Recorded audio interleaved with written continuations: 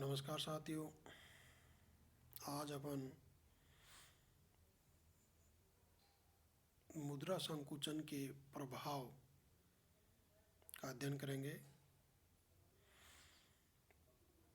सबसे पहला जो प्रभाव है अपन इसका उत्पादक व व्यापारी वर्ग पर देखते हैं।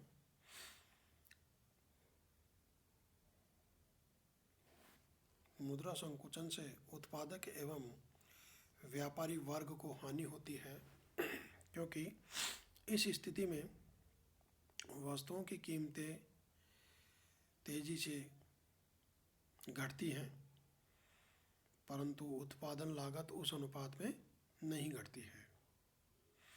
यानी कि कीमतों में तो काफ़ी तेज़ी से गिरावट आती है, लेकिन उत्पादन लागत में गिरावट नहीं आती है। जब वस्तुओं की कीमतें घट जाती हैं तो ऐसी स्थिति में यानी कि जो उत्पादक है और व्यापारिक वर्ग है उसको हानि होती है। दूसरा है उपभोक्ता वर्ग।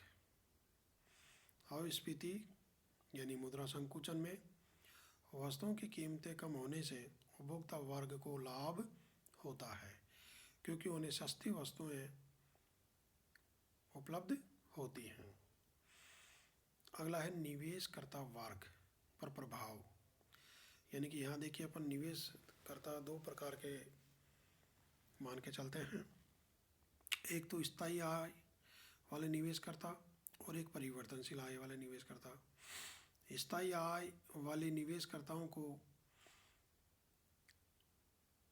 कीमतें गिरने से लाभ प्राप्त होता है और परिवर्तनशील आय वाले निवेशकर्ताओं को हानि होती है, क्योंकि मूल्यों में गिरावट होने के कारण उन्हें मिलने वाला लाभांश भी कम हो जाता है। इसलिए परिवर्तनशील आय वाले निवेशकर्ताओं को मुद्रा संकुचन से अर्थात मुद्रा अपस्फीति से हानि होती है।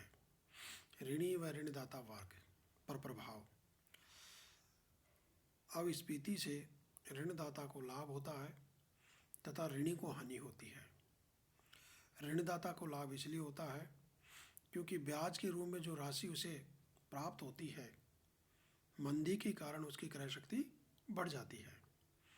ऋणी को हानि इसलिए होती है क्योंकि जब वह उधार लेता है तब मुद्रा की क्रय शक्ति कम होती है और जब वह ऋण चुकाता है तब मुद्रा की क्रय शक्ति अधिक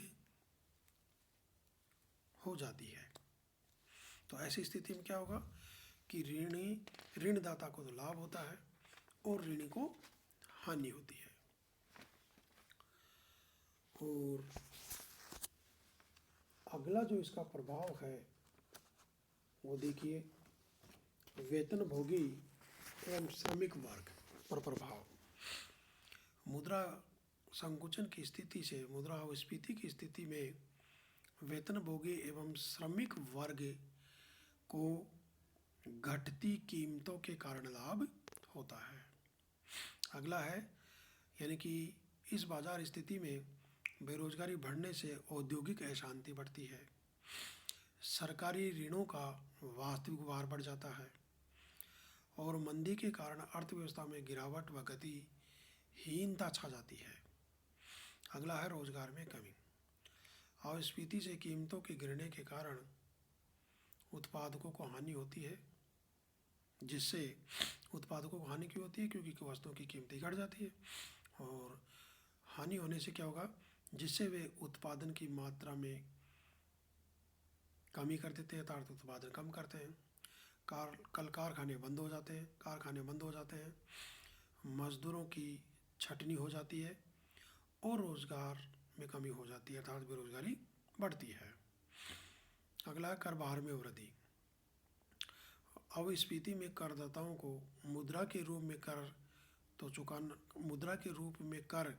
तो कम चुकाना पड़ता है, परंतु वस्तु एवं सेवाओं के रूप में उन पर कर भार बढ़ जाता है। साथ ही इस बाजार स्थिति का बैंकिंग व्यवस्था पर प्रतिकूल प्रभाव पड़ता है। आर्थिक मंदी में बैंकों से ऋण लेने वालों तथा जमा कराने वालों की संख्या घट जाती है। विदेशी व्यापार पर प्रभाव। मुद्रा संकुचन अर्थात अपस्फीति की स्थिति में वस्तुओं की कीमतें घटने से निर्यात बढ़ने लगते हैं तथा आयात महंगे होने होने से घटने लगते हैं। इसके कारण देश का भुगतान संतुलन पक्ष में होने की प्रवृत्ति में होता है। नैतिक और राजनीतिक सामाजिक प्रभाव। अब स्पीति में उद्योग धंधे ठप होने से बेरोजगारी बढ़ती है। इससे लोगों का नैतिक पतन होने लगता है। बेरोजगार व्यक्ति समाज विरोधी गतिविधियों में शामिल हो जाते हैं। लोग भविष्य के प्रति निराशावादी बन जाते हैं। देश में भयंकर आर्थिक एवं सामाजिक संकट के दौर से देश भयंकर आर्थिक एवं सामाजिक संकट के दौर से गुजरने लगता है। देश में राजनीतिक उथल पुथल होने लगती है। तो ये थे अपस्फीति के प्रभाव जिनका अपन ने अध्ययन किया है।